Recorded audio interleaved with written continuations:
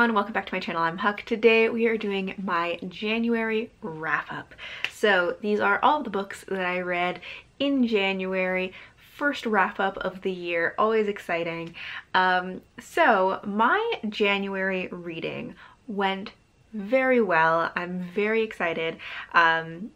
Just hoping that I can like keep the positive or the good books going throughout the year. My first book that I read in January was a reread, but it was 5 stars, and I was so happy because I wasn't sure if it was going to be a good reread or not, because I've had some real hits and misses with rereading books, but I should not have doubted because it was by Juliet Marillier, which was The Dark Mirror, which is the first book in the Breedy Chronicles. I actually read the first and second books this month. I read some things in between, but I'm just going to talk about them together since they're part of a series. But, so the first book is The Dark Mirror, the second book is The Blade of Fortune. I hope I'm pronouncing these things at least semi-correctly, but this series is historical fantasy. It is about Breedy, who was a Pictish king, and in the first book we are following him from a young age. He's like 6 or so when we start. He is being raised by a druid, essentially preparing him to be a king. But as a child, he doesn't know that that is the destiny that he is being prepared for. When he is about 6, one night he finds a baby girl on their doorstep, and Breedy is convinced that this child is a gift from the Shining One, who is one of their goddesses, and that he thinks it is his destiny to take care of her, and that she's meant to be in his life. Everyone else thinks that maybe she's one of the Fae and that maybe they should not take her in, especially the druid believes that she may disrupt this greater destiny that he has planned for Breedy, but Breedy wins out in the end, and he and this little girl, who ends up being named Twala, grow up together, and we follow them throughout their lives, through their like young adulthood, through various things that things that bring them together and pull them apart over the course of their lives. And Twala ends up being more instrumental in Breedy's destiny than any of them originally expected. And I just loved this. I gave it 5 stars. Of course, Juliet Marillier's writing is always just like beautiful and pulls me in right away. The characters in this, I just really enjoyed them so much. I love how, I don't know, the characters that she writes have so much heart to them, and I liked that both Breedy and Twala are characters who are always trying to do the right thing. In Breedy's case, everyone kind of expects him to always do the right thing, and Twala, people kind of expect her not to, because of who she is, and that everybody believes that she is, you know, at least partially from the other world. But yeah, I loved these characters. I loved their dynamics together. I always have a hard time explaining what it is exactly about Juliet Marillier's books that I love so much, but there's something about them that just speaks to me. This is a book that I like stayed up late reading, which I don't do too often anymore. I used to do a lot more, but recently I have not done a lot. But with this one, it just is the kind of book that like pulled me in, and once I started reading, I couldn't stop, and I absolutely loved it. There are some things about it that are imperfect. There are also some things that I kind of realized in retrospect. There is a relationship in the book that has a bit of an age gap, which the gap itself is not the issue so much as how young the characters are when they get together, just because, you know, age gaps, like as you get older, like the gap kind of like matters less and less, but the younger you are, the weirder it is. So like there are some things about that I didn't love, but that did not stop like how much I adored this book. As I said, this was 5 stars, and it's just such a good way to start the year. So then later in the month, I also read The Blade of Fortrio, which is the second book. This is mainly following different characters, actually. So in this whole series, we do follow Breedy and Tuala throughout their lives, but in the first book, they are the central characters. In the second and third books, because I'm reading the third book now, they are more like side characters. So we get a new like main character that we're following, but we also still get to find out like what's happening with Breedy and Tuala. So in this one, we are following a character who was a side character that was introduced in the first book. She is sort of a political hostage. In the second book, for political reasons, she is going to be married off to another chieftain, and so we're following her as she is traveling to his home. She's never met him before, and then when she gets there, there are a lot of secrets at this place that she has traveled to, and so she gets kind of wrapped up in some of the secrets that are going on there. But I really enjoyed this one as well, not as much as the first book. There are some things about the way that the relationships happen in this, because this also has a you know, romance that is sort of central to the story. But there were some instances that felt kind of like insta-love that I didn't really like that much, but I still really enjoyed this. I gave this one 4 stars. Okay, so after I read The Dark Mirror, I wanted something that was like a little less like emotionally taxing.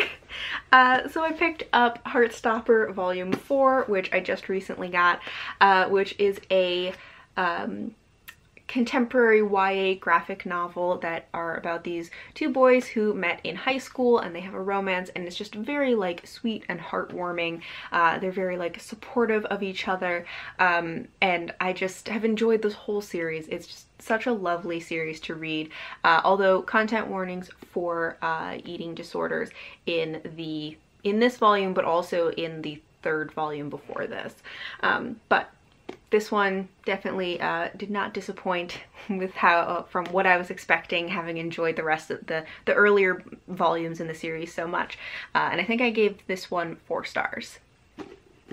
After that, I read The Jasmine Throne by Tasha Suri, which I'm so glad I finally got to this book. I've been meaning to read it for so long. But this is a fantasy book inspired by Indian culture and mythology. In this, we are following multiple characters, but we have 2 main characters, one of which is Princess Malini, and one is Priya, who is a maidservant. This world, I feel like this book is going to be difficult to describe or explain what's happening, but essentially, the Princess Malini, her brother rules this land, and he's also kind of a religious fanatic, and they have this aspect to the religion that he follows that he believes his sister should essentially allow herself to be burned to death as like a sacrifice to like purify herself in the eyes of this religion. She says no because she doesn't want to throw herself on a pyre, and as punishment, her brother sends her away and traps her in this like ancient crumbling temple at the top of a treacherous mountain. And then there are a group of servants who come up every once in a while to clean this temple and make food and things like that, but they are kind of from a surrounding, like a nearby village at the base of the mountain. One of those servants is Priya, who her past is very much connected to this temple. She has a lot of secrets and a lot of dark experiences in her past that are related to this temple. But she doesn't remember a lot of her past, and so she is both kind of doesn't want to go up the mountain because she has all these like negative experiences with this mountain and this temple, but also kind of wants to remember like these chunks of her life that she's missing. So she decides to go up there as one of the servants, and that is how she first encounters Princess Malini. And then the two of them end up, through various circumstances, end up being able to spend more time together. They end up having a romance, and Priya finds out that Malini wants to essentially take the throne back from her brother. There's also a rebellion going on. There is magic in this world that is really interesting, that there is both like this sort of like nature magic, but it's related to these magical waters that kind of run beneath the temple. So these waters can give you powers, but only if you are strong enough to survive them. But if you can gain these powers, then you're able to have this kind of like nature magic, connection to nature kind of thing. There also is like a plague that's going on in this world where people are like slowly being taken over by nature, and like having like bark and leaves and stuff growing out of their bodies. I really enjoyed this. I think I didn't love it quite as much as I was hoping to. This ended up being a 4-star read. I was thinking it was going to be a 5-star, but 4-star is still pretty solid. I really enjoyed this. I think that I got a little like, it was more political than I was expecting, and I just wasn't as interested in the politics as I wanted to be. I think what I wanted was it to lean more into that like nature magic and more into like the characters and the relationships, which were definitely there and I enjoyed, but I think it just leaned a little more political than I wanted from this particular book. However, it does have a lot of elements of things that I enjoy, and I hadn't really realized that it was going to have like this like forest nature magic with these magical waters and everything. So I had a lot of fun with this and I gave it 4 stars. Then I read Where the Drowned Girls Go by Shauna Maguire, which is the most recent book in the Wayward Children series, which is a series of novellas that are portal fantasy. So in this world, there are children who find these like magical doors to magical worlds, kind of like a Alice in Wonderland, a Wizard of Oz kind of thing. They're able to go to these magical worlds that are like perfectly suited to their personalities. Many of them though eventually kind of get booted back out of their magical world and end up back in our world, in which case many of them end up at Eleanor West's Home for Wayward Children. So throughout this series, about every other book in the series is following a storyline that takes place like in a continuous timeline of Eleanor West's Home for Wayward Children, and then every other book is kind of following a character in one of these magical worlds that they have traveled to. So this is one of the ones that takes place in like the Home for Wayward Children timeline. So there are recurring characters that we've encountered in previous series or in previous books in this series. The main character that we're following is Cora, who comes from this like underwater world of mermaids, but since leaving that world, she is now in the human world. However, from events in a previous book, she's kind of being haunted by the gods of one of the worlds that is not her own, and so she's trying to find a way to escape these gods that are constantly like whispering in her ear and she believes will like come for her eventually.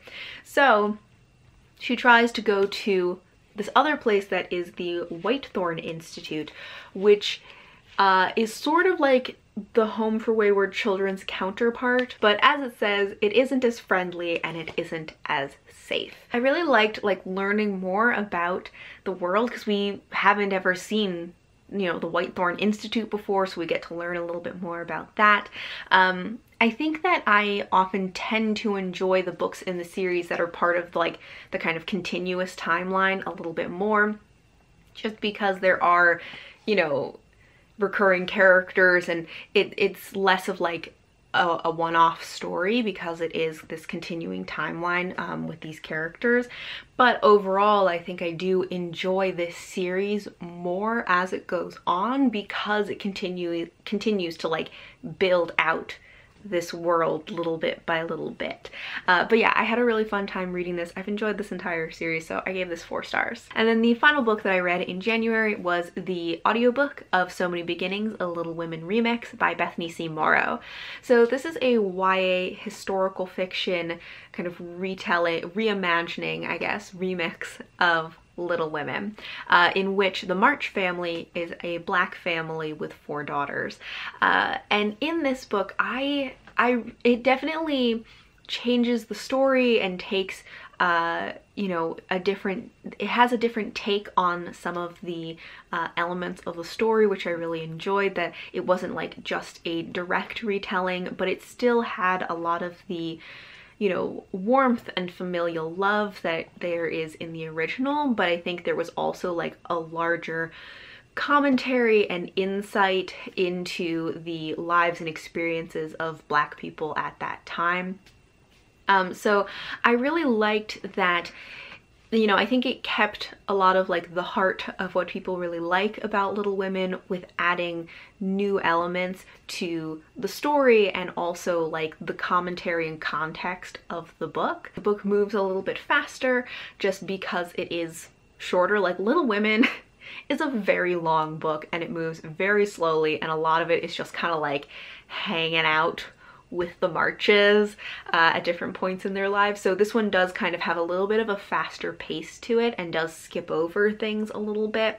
But in some ways I think that was good because honestly, like as much as I enjoy Little Women, it can be a little tedious sometimes, and is because it's incredibly slow moving. So this one, the faster pace of it was maybe a good thing for this.